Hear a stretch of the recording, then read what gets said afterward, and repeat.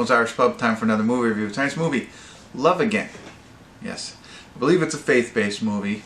Ben Davies is in it. Kevin Sorbo is in it. Also Shelley Long and Jason Berkeley. I don't know about Shelley Long, but the other ones have been in a couple. So I think it is. We'll see.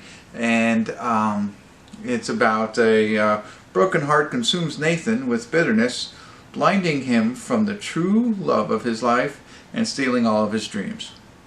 So, hour and 42 minutes long. On IMDb it's 5.4, but only 242 people have rated it so far, and it's been out since 2014. So, it's a good time to watch it. It's Easter weekend, Good Friday. I think it's a perfect time for a movie like this. So, let's get into it. Find out what it's about, give you a better idea, let you know what I think. Stick around. I'll be back.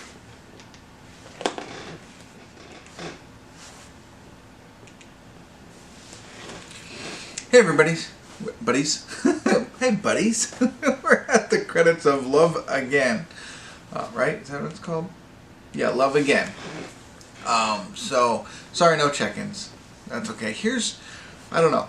So, I just talk openly. I don't have anything planned. But, no, I never do. So, our movie starts with our main character, who is a high school basketball superstar. It's a little bit in the future. And then it comes back and it goes forward, but it's not hard to follow. But he evidently, and this happens all in the beginning, so it's not a spoiler alert, but he is in high school.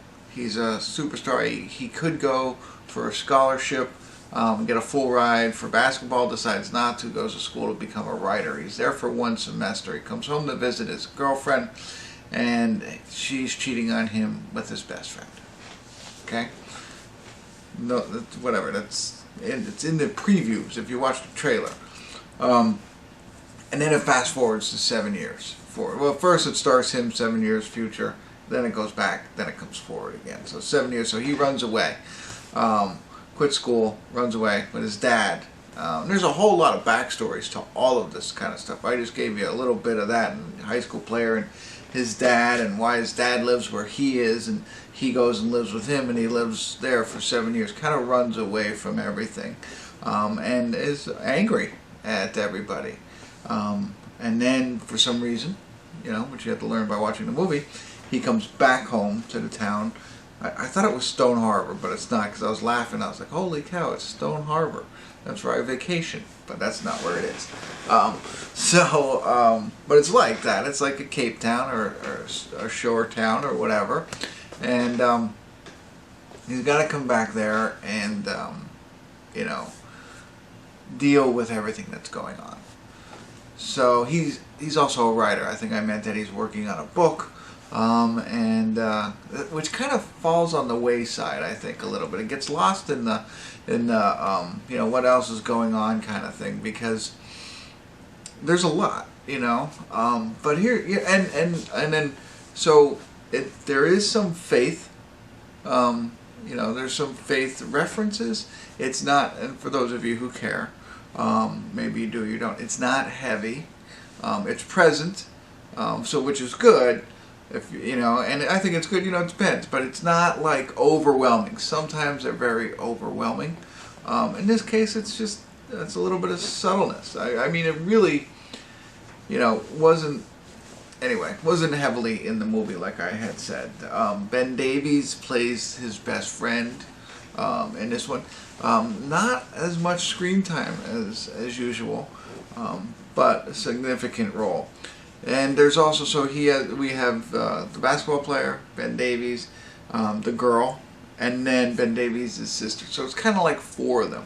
Kevin Sorbo plays his father, and Diane Lee, is that what her name is? The girl from Cheers plays his grandmother.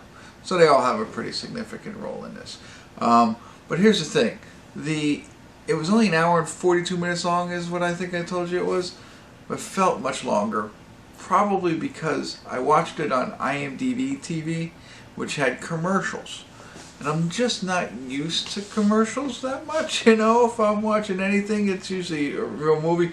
If I'm watching TV, I fast forward or skip the commercials, that kind of stuff. just not used to having to endure. Sometimes I do watch the CW, Superman and Lois, and gotta go through commercials. But that's only in like a 40-minute show, 42-minute show. This is an hour and 42-minute long movie.